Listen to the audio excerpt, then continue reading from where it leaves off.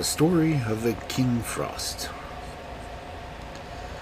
There was once upon a time a peasant woman who had a daughter and a stepdaughter.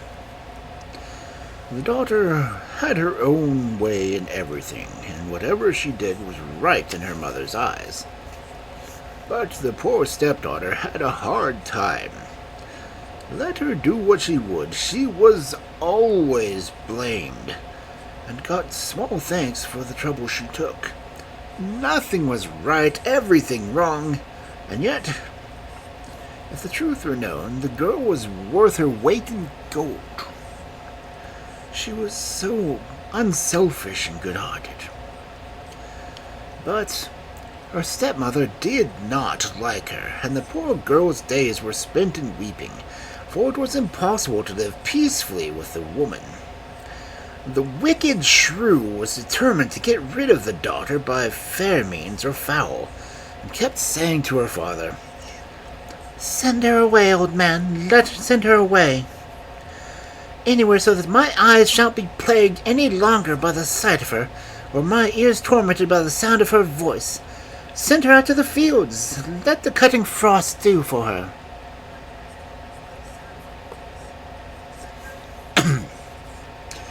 In vain did the poor father weep and implore her pity. She was firm, and he dared not gainsay her. So he placed his daughter in a sled, not even daring to give her horsecloth to keep herself warm with, and drove her out into the bare open fields, where he kissed her and left her, driving home as fast as he could, that he might not witness her miserable death. Deserted by her father, the poor girl sat down under a fir tree at the edge of the forest and began to weep silently. Suddenly she heard the faint sound. It was a frost king springing from tree to tree and crackling his fingers as he went. At length he reached the fir tree beneath which she was sitting, and with a crisp crackling sound he alighted beside her and looked at her lovely face. "Well, maiden," he snapped out, "do you know who I am? I am the Frost King, the King of Red Noses." "Oh, hail to you, great king," answered the girl in a gentle, trembling voice. "Have you come to take me?" "Are you warm, maiden?" he replied. "Quite warm, Frost King," she answered, though she shivered as she spoke. Then the Frost King stooped down and bent over the girl, and the crackling sound grew louder, and the air seemed to be full of knives and darts. And again he asked,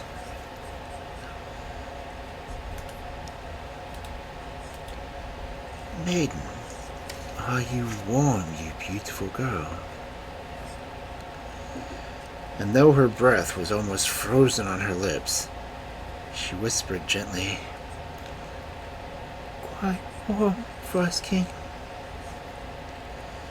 Then the king gnashed his teeth and crackled his fingers, and his eyes sparkled, and the crackling, crisp sound was louder than before. And for the last time he asked her, "Maiden, are you still warm? Are you still warm, little love?" And the poor girl was so stiff and numb that she could just gasp, "Still warm, O king?" Now her gentle, courteous words and her uncomplaining ways touched the Frost King, and he had pity on her, and he wrapped her up in furs and covered her with blankets, and he fetched a great box in which were many beautiful jewels and a rich robe embroidered with gold and silver, and she put it on and looked more lovely than ever. And the Frost King stepped with her into his sled with 6 white horses. In the meantime, the wicked stepmother was waiting at home for news of the girl's death, and preparing pancakes for the funeral feast. She said to her husband, "Old man, you had better go out into the fields and find your daughter's body to bury her." Just as the old man was leaving the house, The little dog under the table began to bark, saying, "Your daughter shall live with your delights. Her daughter shall die this very night." "Hold your tongue, you foul beast," scolded the woman. "There's a pancake for you, but you must say, 'Her daughter shall have much gold and silver. His daughter is frozen quite cold and stiff.'"